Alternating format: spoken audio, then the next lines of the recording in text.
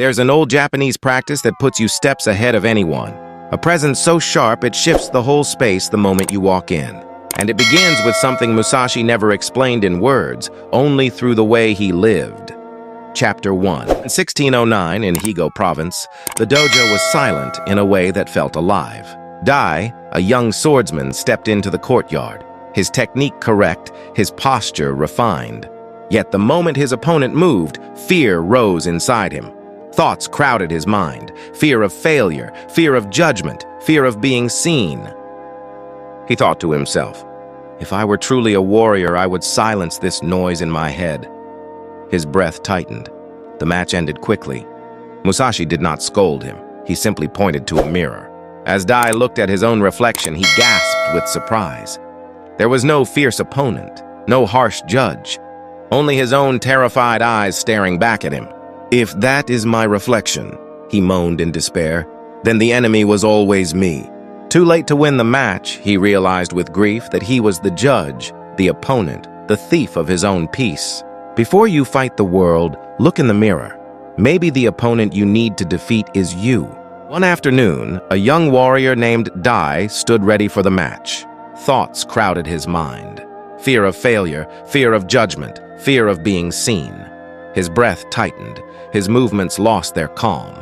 The match ended quickly. Dai expected the familiar sting of rebuke, but Musashi did not scold him. He pointed instead to a large, polished mirror placed at the edge of the training grounds. Dai saw the truth. He was fighting himself. The lack of control, the speed of his defeat, it all stemmed from the reflection staring back. He realized with a sudden, profound clarity that his external opponent had been irrelevant. When the mind is the enemy, Musashi said quietly.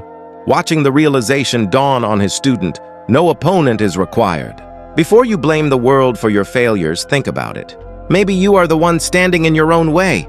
Musashi sent Dai to Mount Horai, where clouds swallowed the path and silence ruled the air. He found an elderly monk sweeping stone steps without any sense of urgency or haste. The monk did not speak, nor did he look up from his unending rhythmic work. Dai waited, growing restless and deeply uncomfortable with the thick, oppressive silence of the mountain air. When Dai felt he could not stand the quiet another moment, the lesson finally began. You cannot see, the monk said, his voice barely a whisper, because you cannot be still. He began to teach Dai Ma, the space between sounds, movements, and even thoughts. Dai realized with a quiet jolt that the world did not exist solely in noise, but in the emptiness that held the noise together. Stillness, he understood, was the true key that sharpened perception, allowing the world to reveal itself clearly. Before you rush to find the answers in the chaos, think about it. Maybe you need to stop moving to truly see the way. Along the coast of Kumamoto, a young man named Dai sought wisdom from an old strategist who once commanded mighty armies. Dai found the old man not reviewing maps, but sitting quietly, watching the endless cycle of the ocean waves. Dai spoke of his plans, meticulously detailed and ready for immediate action, boasting of his speed and readiness. The strategist pointed to the ocean, explaining that timing was not speed. He observed that if one rushed, they would be too early and the wave crushes them completely. If one waited too long, they would be too late, and the opportunity passes without them ever noticing. Dai countered that he prided himself on predicting the market and the movements of rivals, always calculating the perfect moment. The old strategist smiled gently and said, "You are predicting, and prediction is fear." He explained that people moved like tides, rising with ambition, pausing in complacency, and then retreating in resignation. Timing was not about guessing the future. It was awareness, the simple understanding of the present moment. Dai left that day convinced he understood the lesson of the sea, ready to seize the next great opportunity. He returned a month later, defeated and ruined, having hesitated slightly on a key decision, waiting for the perfect predicted moment. The moment was there, he moaned in despair. But I held back, looking for a sign. If he had simply seen the moment when it arrived, he realized with grief that awareness was what he lacked. Before you plan your next move, think about it. Maybe you are waiting for a prediction when the present is all you need. One afternoon, a young man named Dai entered a quiet tea house in Nagasaki. convinced he knew the precise technique required for the ceremony. He watched the tea master preparing the water, impatient for his turn to demonstrate his knowledge and skill. He noticed the master's movements, judging them as slow and overly deliberate. He thought to himself, if he would just speed up the pouring, we could get to the actual tasting and demonstrate proper form. Every movement carried intention, but to Dai it just felt like wasted time. Every pause had weight, but he mentally rehearsed his steps, prioritizing flawless execution above all else. When the master finally presented the bowl, Dai was ready to critique the steepness, but the master caught his eye and said, "Presence is not stillness."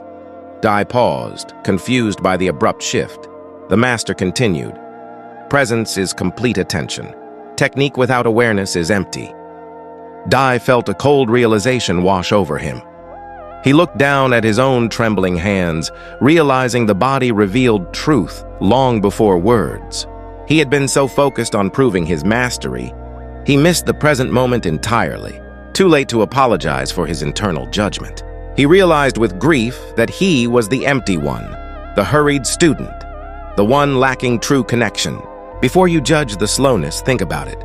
Maybe you are the one who is rushing. One morning, a young apprentice watched an old woodcutter in the foggy foothills of Mount Unzen. The old man worked in a slow, strange rhythm, discarding perfectly good logs and keeping ones that looked flawed. The apprentice thought to himself, "This old man is stuck in his ways.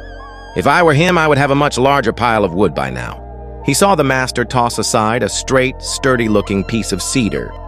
The apprentice scoffed. "He is wasting his time. His rhythm is all wrong." When the master finished, he pointed to the small, gnarled pile he had kept. "This is the wood that will burn slow and warm through the winter," he said. "The other wood only looks good." The apprentice went to inspect the discarded pile and gasped. Up close, he could see hidden rot and insect trails in every log. "If his pile is good," he moaned in despair, "then my judgment was bad and he was right all along." Before you judge another's methods, look closer. Maybe their rhythm sees a pattern that you have missed.